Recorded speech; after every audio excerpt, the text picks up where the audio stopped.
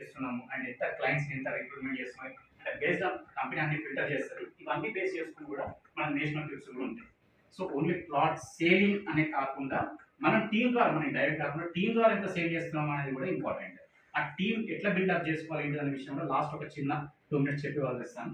So apart from that మనకు laptops and tablets bikes gold ఇవన్నీ ఉంటాయి. సింపుల్గా ఏంటంటే కస్టమర్ని మనం సేల్ అంటే ఒక ప్లాట్ సేల్ చేస్తే కస్టమర్కి ఇప్పుడు వచ్చే అమృతమైన సైట్ ఏదైతే ఉందో మేళా ఉందో దాని కస్టమర్ ఒక ప్లాట్ సేల్ చేస్తే తనకి 2 గ్రామ్ గోల్డ్స్ వస్తుంది, అది కస్టమర్. కానీ అదే విధంగా మనకు కూడా ఒక ప్లాట్ సేల్ చేస్తే minimum 1 gram gold 2 gram golds అనేది కంపెనీ మనకి ఇస్తుంది. అపార్ట్ ఫ్రమ్ కస్టమర్కి ఇచ్చే బెనిఫిట్స్ కాకుండా.